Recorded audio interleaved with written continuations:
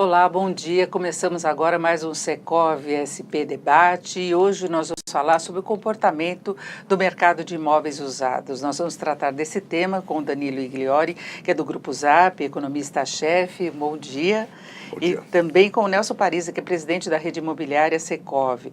Vamos abordar esse tema de mercado de usados. Eu conto com a participação de vocês que estão nos acompanhando aí pelo Facebook do Secov. Mandem perguntas, os comentários a respeito de todos esses temas aí que vamos estar abordando. E eu queria, antes, saber dos dois, uma avaliação geral em relação ao comportamento do mercado de usados aí nos últimos anos, que nós passamos uma crise séria na economia brasileira, saímos de uma recessão, foi um crescimento muito moderado dos últimos 2 anos, um crescimento ainda moderado neste ano, e o setor da construção em geral, de imóveis novos, sentiu muito, com redução de lançamentos, redução do volume de vendas. Como é que foi o comportamento do mercado de usados durante esse período? Olha, o mercado de usados também sofreu durante a recessão, né? Nem poderia ser diferente dado o tamanho da crise, né? O aumento do desemprego, o aumento da incerteza. Mas eu diria que, na média, sofreu menos do que os lançamentos. É claro que isso varia muito de região para região, de tipologia para tipologia, mas a gente também sentiu um impacto grande no mercado imobiliário de usados. Os preços não caíram tanto, né, como a gente esperava antes, mas o volume de transações foi bastante reduzido. E uma evidência também nessa direção é que, por outro lado, o mercado de locação de usados não teve tanto ajuste do lado das transações e o ajuste foi um pouco mais nos preços de aluguel. Inclusive a renovação dos contratos de aluguel não estavam seguindo o tradicional IGPM, muitas vezes tinha até abatimento para o imóvel não ficar desocupado, é aquela situação de sufoco financeiro mesmo, né? Nelson, isso não influenciou também a definição de preços de usados? Sim, sem dúvida. Nós tivemos praticamente no começo da crise, já um ano após o início da crise, 2014, 2015, já uma renegociação dos aluguéis. E aí, diretamente, o investidor acaba fazendo a continha mágica, quanto que a rentabilidade é tal, e, por sua vez, o imóvel fica aquém de algumas aplicações financeiras. Ainda como bem de raiz, tem a segurança, né, Danilo? Claro. Mas a gente tem que lembrar também que o mercado de novos, parcela compradora do mercado de novos, vende o seu imóvel usado para poder fazer o upgrade, né? E no momento em que o mercado de usados perde giro, o lançamento, por sua vez, sofre a consequência também na velocidade. E a gente teve a faixa mais atendida, a faixa do Minha Casa Minha Vida, os imóveis de menor valor e menor área, né, espalhados pela cidade aí como um todo. Então, agora, não houve uma pressão muito forte de preços, porque quando a gente de sufoco financeiro, muitas vezes a pessoa é obrigada a vender o imóvel, às vezes tem um segundo imóvel, então para fazer dinheiro mesmo, muita gente desempregada, isso aconteceu?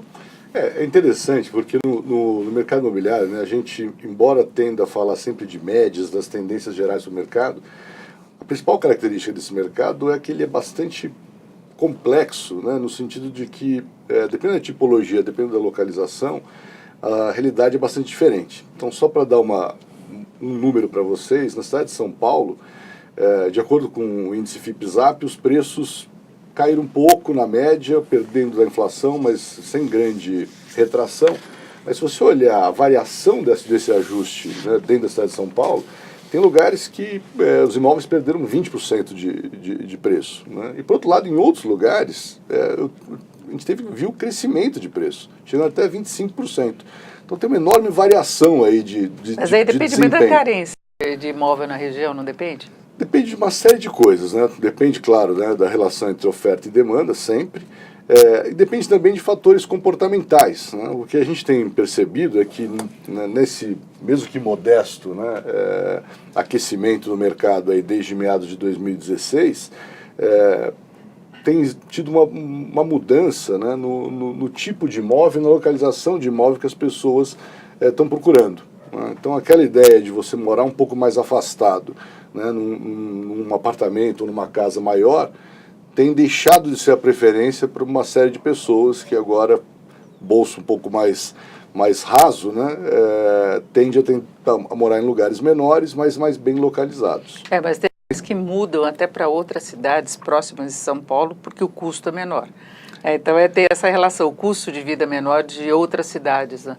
Perfeito, né? Esse ainda é um fenômeno. Se a gente olhar para a história, né, da cidade de São Paulo, assim, desde a década de 50, o que a gente percebe é exatamente o reforço do que a gente chama do espraiamento da cidade, né, indo para as outras cidades da região metropolitana, grandes conjuntos, e como o Nelson estava mencionando, o fenômeno recente, né, que foi talvez a grande marca aí, dos últimos anos, é a expansão do programa Minha Casa Minha Vida, que via de regra também se localiza nas regiões mais periféricas. E aí, concorrência direta do Minha Casa Minha Vida com o imóvel usado? Eu acredito que não, Denise, porque o perfil é outro. Os imóveis do Minha Casa Minha Vida é 180, 200 mil reais. Óbvio, você comparar com a periferia, com as regiões que são lançadas, mas eles costumam ser melhores acabados, melhores planejados do que aqueles imóveis periféricos. Mas um ponto que eu queria trazer aqui, ouvindo o Danilo, e eu lembrei muito bem, eu vou me preocupar menos com dados e mais com o feeling de mercado, que é meu dia a dia. Eu percebi assim, nesses últimos anos, os últimos 4, 5 anos, começou a surgir uma preocupação do proprietário em relação às despesas do imóvel, condomínio, IPTU e etc. E a gente percebe uma queda mais acentuada de preço justamente naqueles produtos que no passado eram mais valorizados, apartamentos de 12 andares, um por andar, hoje que tem condomínio de 4 a 5 mil reais. Então, quando você analisa esses imóveis, os preços por metro quadrado ficam muito diminutos, comparativamente com outros empreendimentos mais novos, que tem condomínio clube, assim a família consegue conviver com as crianças e tudo dentro do próprio condomínio, não gastando mais no título do clube, etc. Então eu senti exatamente isso. Os imóveis com maior despesa mensal são os primeiros a ter a maior redução de preço para tentar encontrar um novo comprador. E aqueles imóveis mais modernos, terraço gourmet, clubes, etc., com uma perda muito pequena de preço em relação a 2012, 2013, praticamente dentro da inflação aí do período, 0 a 0, menos 5%, alguma coisa assim, mas nada tão significativo. Então a percepção é a mesma, sem ver dados, que é a tua expertise maior, mas esse feeling em relação a custo, coisa que não se ouvia no passado. Alguém fala, vou vender meu apartamento porque o condomínio está muito caro. E hoje você recebe que caiu a isso. renda média das Sim. pessoas, né? A questão do desemprego, para você bancar 6 meses o imóvel desocupado, dando toda essa despesa, mais IPTU, em áreas valorizadas da situação é ainda pior. Agora, isso leva à comercialização com descontos, né? Como é que está a situação hoje no mercado de usados? Olha, de novo, né, a gente tem que olhar para a tendência na média e depois olhar um pouco para a variação. O número que a gente segue é um número que sai da pesquisa raio-x do mercado imobiliário, organizado em parceria entre o ZAP e a FIP. Aliás, está saindo uma ontem, hoje acho que foi divulgada para a imprensa a nova pesquisa, e é em torno de 70% dos imóveis que tem algum desconto, né? E na média esse desconto gira entre 10% e 12%. Mas, de novo, né, isso varia muito dependendo da situação, né, localização e tipologia. E aí isso que é interessante, né? Então, se de um lado tem acontecido isso que o Nelson falou, quer dizer, para famílias, né, hoje eu quero fugir de um custo alto de moradia, que não é só pagar o aluguel, mas é condomínio, né, e outras coisas. Por outro lado, tem uma população mais jovem, né, que está querendo ficar o menos possível dentro da casa, né? E aí a gente vê essa tendência de imóveis muito pequenos, né, surgindo na cidade. Claro que tem um lado de imóveis novos, mas tem muitos imóveis pequenos antigos, né, que durante muito tempo uma baixíssima demanda, e hoje a gente vê um reaquecimento dessa demanda também. Aí foi muito tendência no mercado, inclusive de novos, que a gente teve um período em que os imóveis foram crescendo, né, na média, mais quartos, mais suítes, banheiros e tudo mais, e depois voltaram a encolher, né, por uma condição de mercado. Então agora, né, estúdio, flat, tem outros nomes alternativos, e já tínhamos o estoque de usados desse tamanho, né, desse padrão. Exatamente. Antigamente era kitnet, agora é estúdio. Exatamente, né? A gente chama de kitnet, né? No Rio a gente chama de conjugado, mas o interessante dessa história é a gente tentar identificar assim, o que é, de fato, um efeito da recessão, então um efeito custo, né, de moradia, daquilo que eventualmente poderia ser uma mudança de comportamento, né? Então, particularmente nas populações mais jovens, tem uma hipótese, né, de que da mesma forma que os jovens não estão mais procurando ter o seu próprio carro e estão usando formas alternativas de transporte, eventualmente isso chegaria na habitação, né, e pensando na moradia muito mais como um serviço do que algo que vem junto com um investimento. Só que ainda é cedo para dizer isso, né? Claro que a gente, olhando para as cidades lá fora, isso tem acontecido de uma forma mais evidente, mas, de novo, dado o efeito da recessão, foram 4 anos, né, que impactou muito o poder de compra das pessoas, uma parte desse movimento também não é necessariamente devido à mudança comportamental e é mais por questões financeiras. Agora, houve uma demanda maior também por financiamento, não só de novos, mas usados, que seria um termômetro, pelo menos, do interesse maior do consumidor, a gente pode considerar assim? Eu acho que o financiamento tem algo bastante importante, né, para marcar a eventual recuperação do mercado agora, né? Durante a recessão, todo o crédito, né, foi bastante reduzido, tanto nas condições como também na aprovação, né, do score de crédito das pessoas. Mas o que a gente percebe é que desde 2016, né, boa parte dos bancos grandes já retomaram apetite pelo crédito imobiliário. Então isso vale para os bancos públicos, para os bancos privados. E tem uma novidade, né, de que as chamadas fintechs, né, ou bancos menores, também estão entrando para valer no crédito imobiliário. E, além disso, têm sido experimentadas algumas novidades, né? Como, por exemplo, novas formas de crédito com garantia, quando o imóvel é sempre, né, considerado a melhor garantia possível. Agora, o que atrai mais o imóvel usado em relação ao novo, quando a pessoa vai fazer a compra? É a questão de preço, porque a gente tem um universo muito grande, vários padrões de imóveis. O que leva a pessoa a comprar um imóvel usado? Porque, inclusive, financiamento é mais caro, né?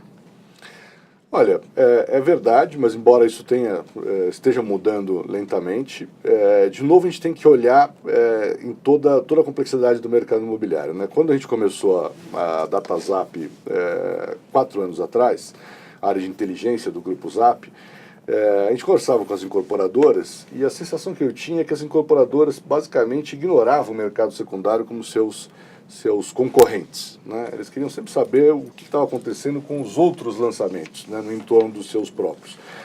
E aí a gente estudando o mercado, né, a gente falou, olha, isso é uma visão muito míope, né, porque na verdade a relação, né, entre o novo e usado varia muito, de novo, com o lugar e com a tipologia, né? Então, se você vai para bairros, né, onde eu tenho só casinhas e aí começa a ter verticalização de novos, claro que a casinha e o novo e o apartamento têm uma substituição muito imperfeita, né? Não são os moradores da casinha que necessariamente vão mudar para um apartamento novo.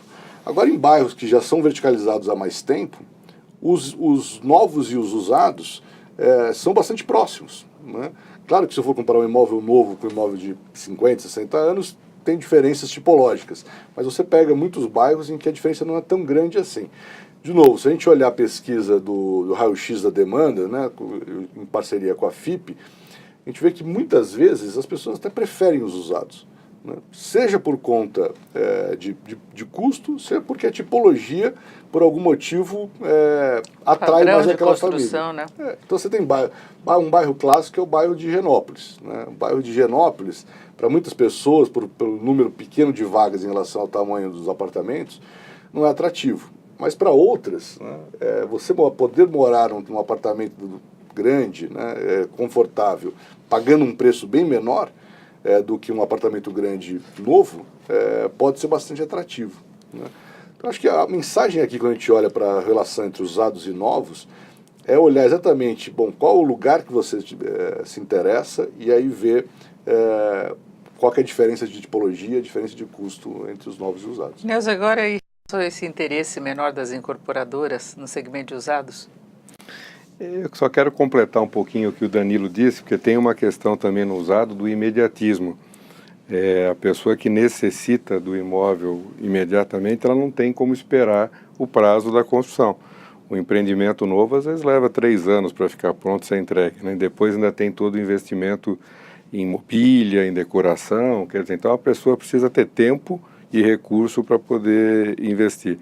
A outra diferença é a financeira. No usado, entre 20% e 25% do preço tem que ser dado de entrada e assumir o financiamento da diferença.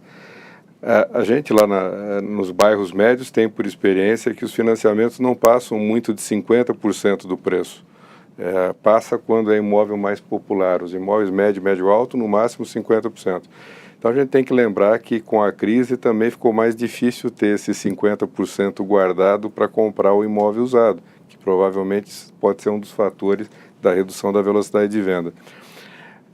Com relação aos novos versus usados, sob o ponto de vista do incorporador, é que as pesquisas, na verdade, no passado relatavam quase que uma concorrência imediata entre novo e novo, né? Por falta até de dados de mercado de terceiros, esse mercado de usados. A gente sempre trabalhou muito assim no empirismo, assim, existe um mercado que é 7 vezes maior do que o mercado novo, ou seja, tem 7 imóveis usados à venda para cada novo lançado. Mas ainda nós não conseguimos precisar isso, né, Danilo? Sim. Então, quer dizer, andando usado, anda o novo. E talvez com a crise e com os distratos que aconteceram, que foi também significativo para esse mercado de novos, a perda de vendas realizadas e tudo mais, e o aumento do estoque de unidades prontas, chegou a 27 mil unidades aqui em São Paulo, se não me falha a memória, hoje está em torno de 20 mil, que não é um número que assusta perante o que se vende, não assusta mais, mas assustou, né? Você passa a ter uma outra visão por parte dos incorporadores, porque esses usados concorrem também com os remanescentes hoje, porque o imóvel novo que nós estamos falando, 20 mil deles estão prontos, ou seja, a mesma característica de um usado, né? Com garantias e etc, que o usado não tem, mas estão prontos também, né? Também precisa de uma entrada maior para poder se assumir um financiamento no tempo, né? Agora, no mercado de usados, não ocorrem muitos negócios fora do setor imobiliário, assim, no sentido de intermediação?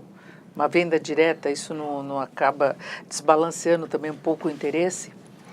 Olha, eu acho que isso acontece, mas eu não diria que é algo que é muito relevante pensando no mercado como um todo, né? Eu acho que a principal questão hoje, né, quando a gente olha para o mercado imobiliário, é de fato o momento econômico, né?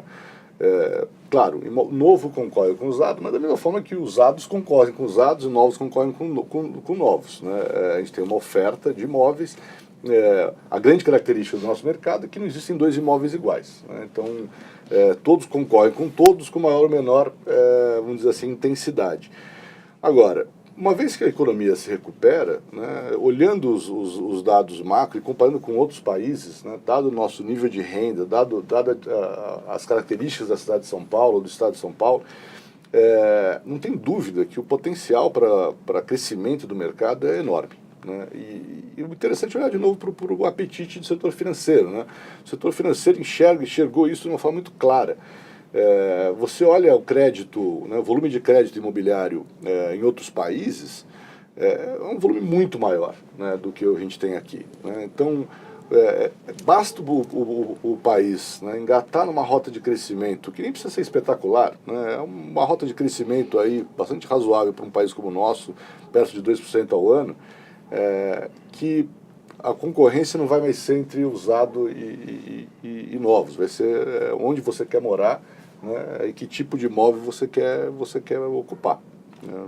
Eu acho que hoje a grande ansiedade do setor é que o país volte a crescer, né, que melhora todos os segmentos.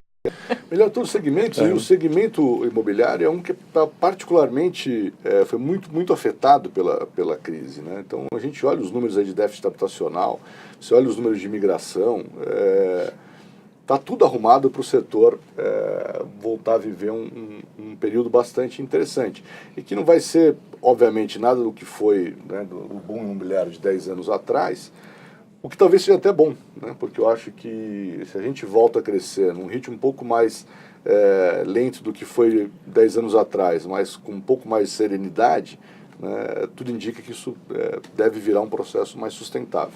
Agora, a mudança de perfil que a gente tem de demanda em relação ao tamanho dos imóveis, em relação à localização, as condições aí nas imediações, facilidades e tal, e a preferência também, porque aí eu coloco a situação dos mais jovens, além de imóveis menores, não tem mais a preocupação em comprar o imóvel, né? Então, para alugar. Isso pode acabar estimulando o investimento no segmento de usados?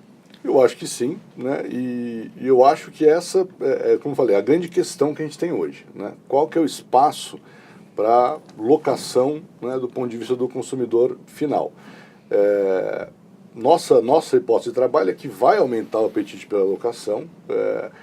Existe uma grande dúvida de com que velocidade e com que características, né? Então tem uma série de mercados no Brasil, em São Paulo inclusive, que são subdesenvolvidos em relação a outros países, né? E particularmente os mercados de locação, né? O que eles chamam de long stay, ou multifamily, ou buy to let, né? Dependendo do país, tem uma terminologia diferente. Mas aqui no Brasil tem pouquíssimo disso, né? A gente já vê alguns investimentos nesse sentido, muito ainda nos novos, mas não tem por que os usados também não entrarem no mercado de locação, né?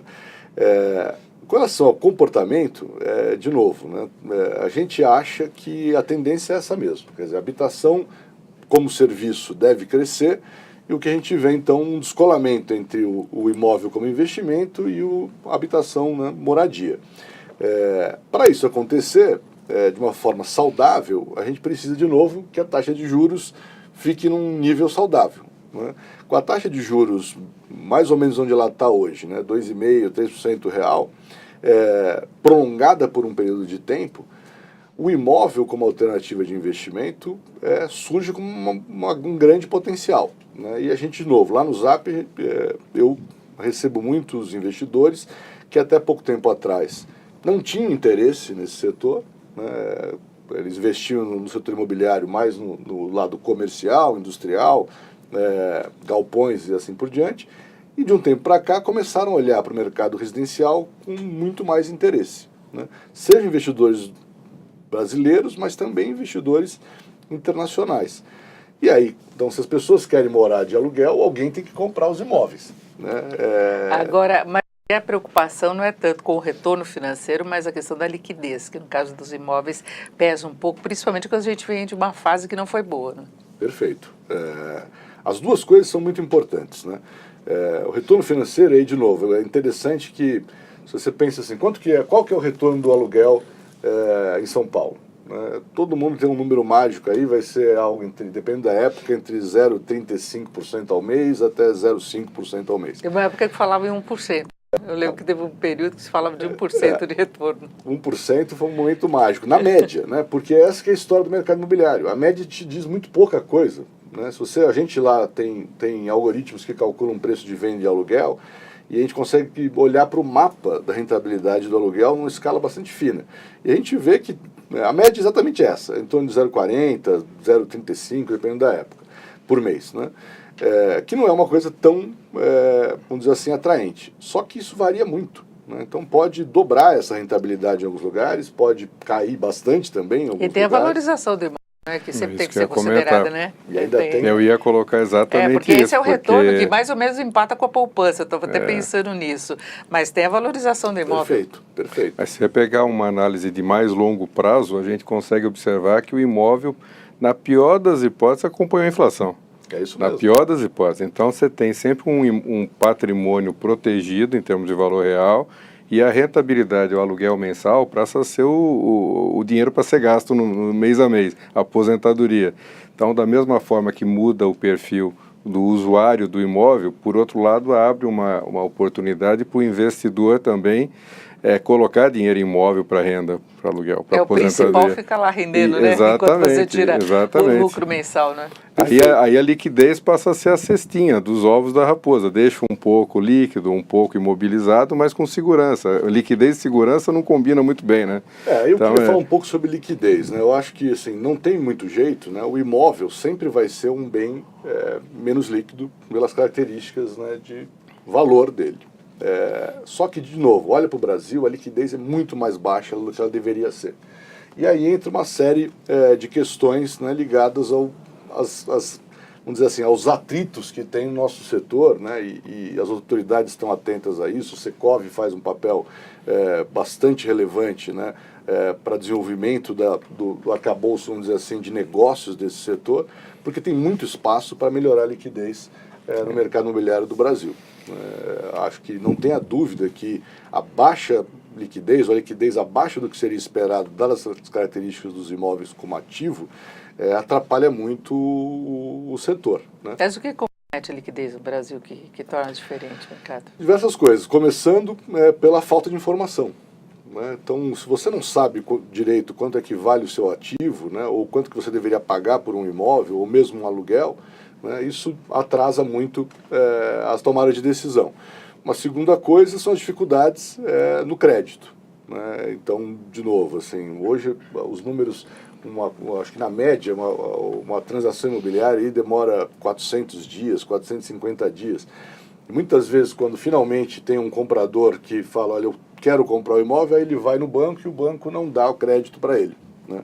Então é um processo que ele é todo engessado. A parte documental, que embora já tenha tido avanços, também é algo que atrapalha bastante, né? Muitas vezes você compra um imóvel, depois de alguns anos você vai saber que que o vendedor tinha algum problema e te acionam por algum motivo. Então é um processo ainda que é muito burocrático, falta informação, né? E tem várias arestas aí que a gente poderia parar para aumentar a liquidez no Brasil. Danilo, você estava citando aquela questão dos aluguéis diferentes, as novas formas.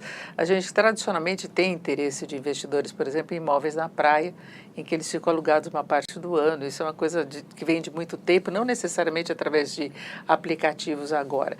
Com esses aplicativos todos, as facilidades de locação temporária, isso pode mudar um pouquinho o perfil de interesse sobre imóvel usado aqui nas cidades mesmo?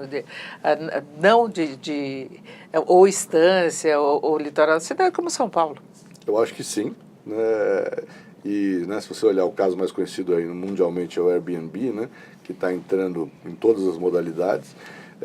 Essa é uma outra característica do nosso setor, né? Quer dizer, que até pouco tempo é isso, você tem uma casa na praia, os contratos de aluguel eram grandes, ficava muito tempo desocupada, tinha grandes, o que a gente chama de custos de transação, né, em economia. E esses aplicativos, no fundo, não só aplicativos, né, as novas formas de contratação, ela vem diminuir esses custos de transação e deixar um ativo que tem mais dificuldades de girar, agora uma forma mais flexível. Eu acho que isso vai ter um grande potencial para aumentar muito o interesse por imóveis usados também, né? Se eu consigo alugar, né, o meu imóvel por menores períodos, de uma forma mais simples, sem tanta burocracia, sem tantas exigências contratuais, isso aumenta o valor do imóvel. Fica mais fácil garantir alguma receita.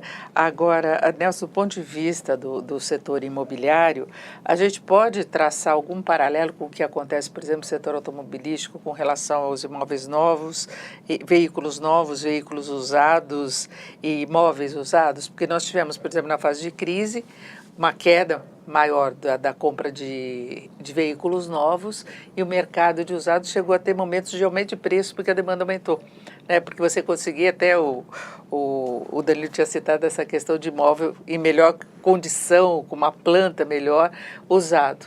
Tem essa relação de um segmento empurrar para o outro? Eu acho que não, Denise. Eu acho que está mais relacionado à micro-região. Você vai ter regiões, por exemplo, um exemplo típico disso, com a mudança da lei de zoneamento novamente aqui em São Paulo em 2014, surgiram áreas que você tem um aproveitamento maior, mas um menor tamanho de apartamento e limitado a uma vaga de garagem, que são as zonas AZEUs, né? E elas estão em diversas regiões nobres da cidade, né? Principalmente próximo a onde tem meio de transporte mais favorecido. E o que a gente tem observado em função tanto dessa mudança de característica de zoneamento, como da questão do poder aquisitivo tratado aí pela crise que a gente já falou, uma tendência de lançamentos de imóveis menores. Então, no meu ponto de vista, em algumas regiões nobres das cidades, você vai ter carência de, por exemplo, o típico 3 dormitórios de 100 metros. 100, 110 metros, aquele apartamento família. Por mais que haja uma mudança de comportamento do consumidor, Eu acho que ela ainda é gradual e ainda nós vamos ter algumas famílias querendo morar no imóvel convencional, né? Seja no 3 ou no 4 dormitórios. Então, quando a gente olha os gráficos, as estatísticas, a gente vê que volume de 4 dormitórios foi pouquíssimo volume de lançamento. 3 dormitórios também, que era um carro-chefe na época, o 2 e o 3 dormitórios, o 3 em alguns momentos até mais que o 2, também sumiu. E entrou no lugar os lofts, os apartamentos de 35 metros, 20 e poucos metros, teve lançamento até de 10 metros quadrados, né? E teve Minha Casa Minha Vida, ganhando muito espaço no mercado, eu estou tirando os 40 e poucos % do Minha Casa Minha Vida, porque isso é uma demanda reprimida que se tem há muitos anos no Brasil e precisa ser atendida, que é a habitação de baixa renda. Então, você pega tudo isso, é difícil falar da média, como o Danilo diz, porque você pega um bairro mais nobre, daqui a pouco você só vai ter 3 dormitórios antigos, 30, 40 anos, você não vai ter um novo. E aí o consumidor quer morar nesse apartamento antigo, ele pode reformar internamente. E o externo, como é que fica? Pode ter um custo de manutenção maior. Custo de manutenção maior, não ter a área de lazer que ele necessita, não ter, de repente, o terraço gourmet que virou moda, é o espaço, é o quintal de convivência com os amigos hoje. Né? Então, eu acho que não se trata da média como um todo, mas assim, pontualmente, em cada região, você vai ter um tipo de carência causado por mudança na lei de zoneamento, por mudança no bolso do consumidor que fez os novos caminharem para os imóveis menores. Daqui a pouco se adequa tudo, até que nem a ola da torcida, não é? Faz o movimento, daqui a pouco volta. Mas tem aquelas ondas do próprio setor imobiliário, do interesse das incorporadoras em algumas regiões. Sim. Por exemplo, o bairro que eu morava, houve uma destruição dos imóveis usados, porque as incorporadoras usaram todo o espaço para novos lançamentos. Foi numa época de mercado muito mais aquecido, mas isso também acontece. Sim, e muitas vezes causado por pequenas mudanças locais na lei de zoneamento. Você pega onde surgiram operações urbanas, que eram zonas, por exemplo, lá na região que eu estou, Campo Belo, existia uma grande mancha de região estritamente residencial. Era uma casa para cada lote de 300 a 500 metros quadrados. Com a operação urbana, se pôde construir 4 vezes o coeficiente, sem gabarito, sem limite de altura. Então, regiões que tinham 4 casas num terreno que formava 2.000 metros, virou um prédio de 200 unidades. Isso muda tudo, muda a característica de viária, muda a infraestrutura, muda o fluxo dentro do bairro, mudou o comércio dentro do bairro. Então, o efeito colateral aí do remédio é grande. Quando você intervém na parte urbanística, você muda de alguma forma todo o entorno, seja comércio, serviço. Surgiram prédios comerciais para atender esse novo público que não tinha. Até o perfil de renda da região pode mudar, né? Aí só para fechar, aí o que fica faltando? Aí você cria uma área que você diz, aqui não precisa ter vaga de garagem porque eu vou favorecer através de metrô, de ônibus, etc. E aí depois você não entrega o metrô. Resolveu alguma coisa? Então. Eu acho que esse ponto que o Nelson levantaram sintetiza bem a nossa realidade, né? Acho que o mercado imobiliário, no fundo, ele se insere num contexto mais amplo que é a dinâmica das cidades. Então, claro, planejamento urbano, né? Plano diretor, restrições à construção, incentivos à construção, interferem completamente na dinâmica, né? E aí, junto com isso, tem toda a malha de transportes que pode ajudar ou não também diversos segmentos do mercado. E outra coisa é isso que o Nelson levantou, né? Que quando a gente fala da cidade, no fundo eu estou falando de vários mercados interligados, né? Que são imobiliários, de certa forma, né? Então, o residencial se liga com o comercial, que se liga com o industrial, que se liga com varejo, né? Que se liga com serviços, com proximidade de hospitais e coisas desse tipo. Então, para a gente entender, por isso que é tão complexo, né? Para a gente entender no detalhe como é que as perspectivas aí de risco, retorno, preço, oferta e demanda, a gente tem que olhar no local, né? Porque as médias, né, elas falam muito pouco para a gente nesse momento. Agora, antes de encerrarmos, eu queria saber a opinião dos dois em relação a perspectivas para este ano, diante do cenário que nós temos já, os dados acumulados até o mês passado, não é? O que se pode esperar do mercado de usados daqui para o final do ano? Olha, eu acho que assim, a gente tem que pensar um pouco de novo no contexto macro, né, para começar. Se a gente consegue aprovar uma reforma da Previdência relativamente sólida, né, sei lá, até o final do semestre, no máximo no começo do semestre que vem, Eu acho que a economia deslanchando, eu não tenho dúvida que a gente entra num processo bastante forte de recuperação do mercado imobiliário, novos e usados, né? E aí, de novo, vai ser mais forte ou menos forte, dependendo das características locais e tipológicas.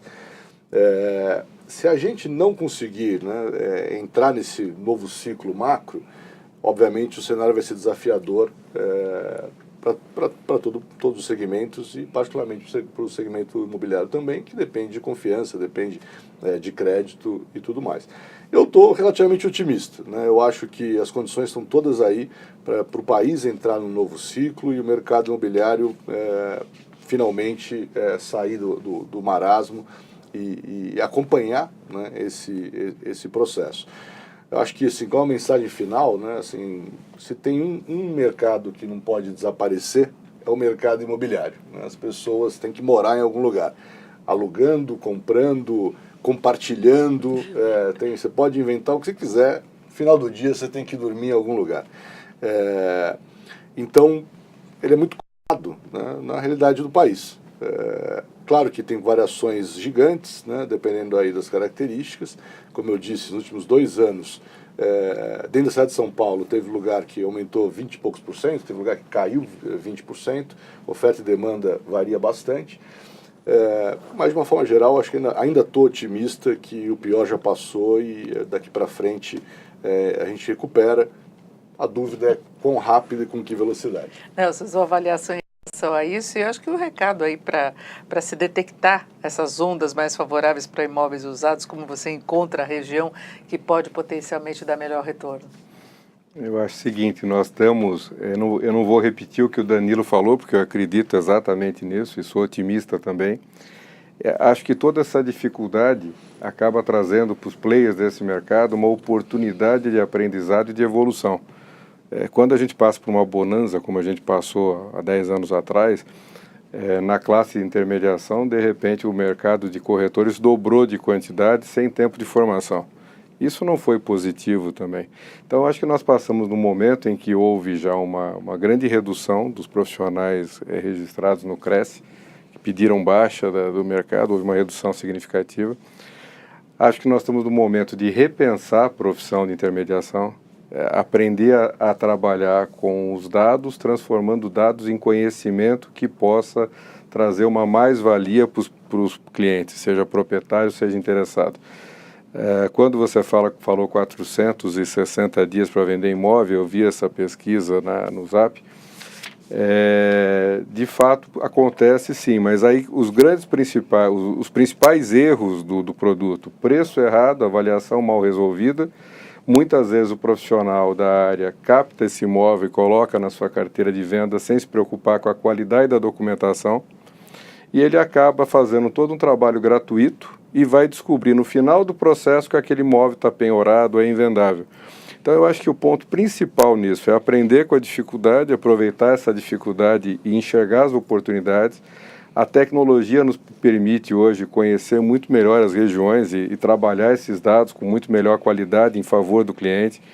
As exigências documentais aumentaram, os riscos também, por isso é importante a participação de um profissional gabaritado numa transação imobiliária. Ele é corresponsável, ele paga a conta junto perante o erro que ele cometer. E aqueles que ficarem, aqueles que evoluírem nesse mercado aproveitando essa oportunidade vão ganhar muito dinheiro e vão trazer solução para os seus clientes, eu não tenho dúvida disso. Exato, vamos fechando por aqui o nosso Secov SP Debate. Agradeço muito a participação do Danilo Iglioli, que é economista, chefe do Grupo Zap, muito obrigada, e também o Nelson Parisi, que é presidente da rede imobiliária Secov. Obrigada. Obrigado a você, Denise. E obrigada a vocês que estiveram com a gente até agora. A íntegra do programa fica depois do canal do Secov no YouTube, também no Facebook, e lá vocês também podem conferir os nossos programas anteriores. Um ótimo dia.